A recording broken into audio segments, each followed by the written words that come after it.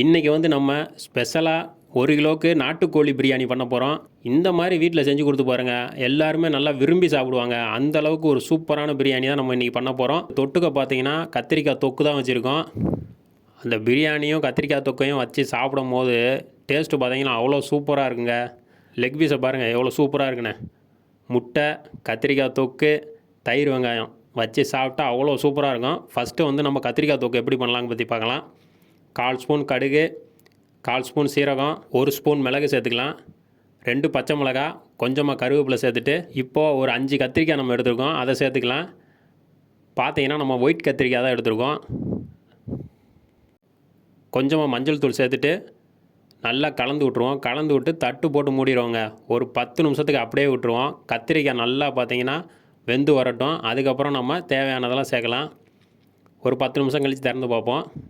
கத்திரிக்காய் பார்த்தா தெரியும் எவ்வளோ சூப்பராக வெந்து வந்திருக்குன்னு. நம்ம பார்த்தீங்கன்னா இதுக்கு வெங்காயம்லாம் சேர்க்க போகிறதில்ல, தக்காளி மட்டும்தான் சேர்க்க போகிறோம். அதுவும் நம்ம ஸ்டைலில் பண்ணுறதுனால. இப்போ வந்து கொஞ்சமாக புளி தண்ணி சேர்த்துக்கலாம். ஒரு எலுமிச்சம்பழம் சைஸுக்கு நம்ம புளியை வந்து கரைச்சி எடுத்துருக்கோம். மல்லித்தூள் ஒரு 1.5 ஸ்பூன் சேர்க்குறோங்க. மல்லித்தூளை வறுத்து அரைச்சி சேர்த்துருக்குங்க, அதான நல்லா வாசம் கமகமான வரும். மிளகாய் பொடி வந்து ஒரு 1/4 ஸ்பூன் சேர்த்துருக்கோம், போதும். ஏன்னா மிளகு சேர்க்குறதுனால. தக்காளி ஒரு 2 தக்காளி, கொஞ்சமாக உப்பு சேர்த்து நல்லா கலந்து விட்ருவோம். நம்ம வெங்காயம் சேர்க்க போகிறது இல்லைங்க. இதுக்கு வெங்காயம் சேர்க்காமலே பார்த்தீங்கன்னா டேஸ்ட்டு பார்த்தீங்கன்னா அவ்வளோ சூப்பராக எடுத்து கொடுக்கும்.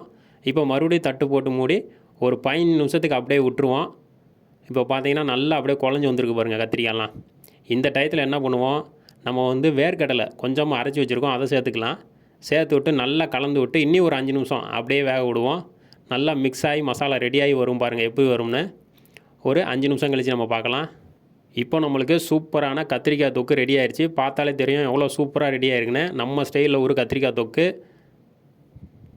இப்போ அப்படியே சிக்கன் பிரியாணி பண்ண ஆரம்பிச்சிடலாம். அதுக்கு கறியை பார்த்தீங்கன்னா 1 கிலோ கறி நம்ம எடுத்து வச்சுருக்கோம். ஒரு 1.25 கிலோவில் நல்லா பிஞ்சு கோழியாக பார்த்தா நம்ம வாங்கி வச்சுருக்கோம். நல்லா கறியெல்லாம் வேகமாக வெந்து வந்துடும். 200 கிராம் ஆயில் சேர்க்குறோங்க.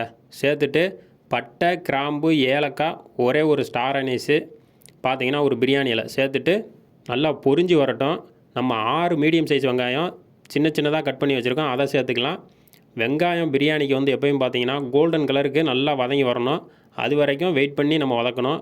வெங்காயம் வதங்கிறது தாங்க பிரியாணிக்கு லேட் ஆகும். பார்த்தீங்கன்னா வெங்காயம் நம்மளுக்கு நல்லா வதங்கி வந்துடுச்சு.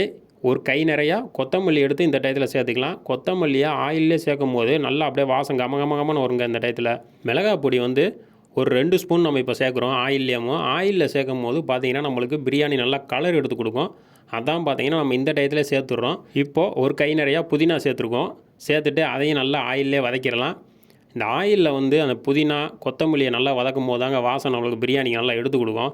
100 கிராம் இஞ்சி, 50 கிராம் பூண்டு பேஸ்ட்டாக அடித்து வச்சுருக்கோம், அதை சேர்த்துக்கலாம். சேர்த்துட்டு நல்லா பார்த்தீங்கன்னா வதக்கி விடணும். ஒரு 3 நிமிஷத்துலேருந்து ஒரு 5 நிமிஷம் வரைக்காது நல்லா நம்மளுக்கு இஞ்சி பூண்டு பேஸ்ட்டாக நல்லா வதக்கணுங்க ஆயில்லையாமோ. அதான் நம்மளுக்கு வாசம் கமகமகம்னு வரும். இப்போ தக்காளி சேர்த்துக்கலாம். ஒரு 7 தக்காளி சேர்த்துருக்கோம் மீடியம் சைஸில். தயிர் ஒரு 200 கிராமு, தேவையான உப்பு சேர்த்துக்கலாம். பச்சை மிளகா ஒரு 2 பச்சை மிளகா சேர்த்துக்கலாம் ஃப்ளேவருக்காக. சேர்த்துட்டு நல்லா கலந்து விட்ருவோம்.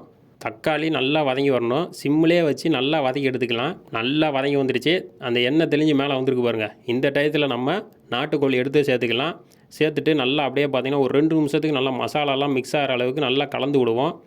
கலந்து விட்டு இதுக்கு தேவையான அளவு தண்ணின்னு பார்த்தீங்கன்னா 1க்கு 1.5, அதாவது நம்ம 1 கிலோ பண்ண போகிறோம், 1க்கு 1.5 சேர்க்க போகிறோம்.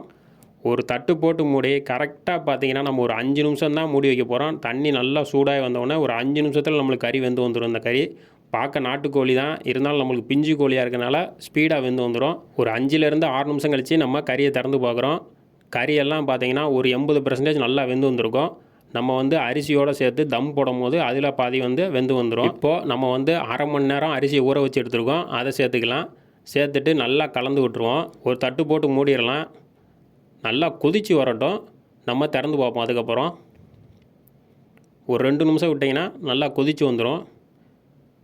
இப்போ நம்ம இந்த டயத்தில் உப்பு உரப்பெல்லாம் நம்ம செக் பண்ணிக்கிறணும். இந்த டயத்தில் நம்மளுக்கு ஏதாவது கொஞ்சம் கம்மியாக இருந்துச்சுன்னா சேர்த்துக்கலாம். சேர்த்துட்டு நம்ம தட்டு போட்டு மூடி வச்சிடலாம். ஏன்னா 2 ஈக்குவலாக வந்துருச்சு, அரிசியும் தண்ணியும். கரெக்டாக பார்த்தீங்கன்னா ஒரு 10 நிமிஷம் சிம்லேயே வச்சு விட்டாச்சு. 10 நிமிஷம் கழித்து நம்ம திறந்து பார்க்குறோம். பார்த்துக்கோங்க எப்படி தம் ஆயிருக்குன்னு. அரிசியெல்லாம் சூப்பராக வெந்து வந்திருக்கு பாருங்கள், எவ்வளோ நீளமாக இருக்குன்னு. இப்போ அடியில் தண்ணி இருக்கான்னு செக் பண்ணிக்கணும். ஃபஸ்ட்டு தண்ணி இல்லை சுத்தமாக. நம்ம வந்து ஃபஸ்ட்டே கிளறக்கூடாது. ஒரு 15 நிமிஷம் 20 நிமிஷம் அப்படியே ஃப்ரீயாக விட்டுறணும். அதுக்கப்புறம் போய் நம்ம கிளறி விடலாம். பாருங்கன்னா தெரியும் அரிசியெல்லாம் எவ்வளோ உதிரி உதிரியாக இருக்குன்னு. சூப்பராக ரெடி ஆயிடுச்சு. ஒரு நாட்டுக்கோழி பிரியாணி வீட்டிலே செஞ்சுருக்கோம். எவ்வளோ சூப்பராக செஞ்சுருக்கோம் பாருங்கள். தொட்டுக்க முட்டை, தயிர் வெங்காயம், கத்திரிக்காய். நம்ம ஹோட்டலுக்கே போக தேவையில்லைங்க, அந்தளவுக்கு சூப்பராக செஞ்சு வச்சுருக்கோம். இந்த மாதிரி செஞ்சு கொடுத்து பாருங்கள், யாரும் வெளியே கூட போய் சாப்பிட மாட்டாங்க. அந்தளவுக்கு வீட்டிலே விரும்பி சாப்பிடுவாங்க பிரியாணியெல்லாம். பிடிச்சிருந்தால் லைக் பண்ணுங்கள், ஷேர் பண்ணுங்கள், சப்ஸ்கிரைப் பண்ணுங்கள்.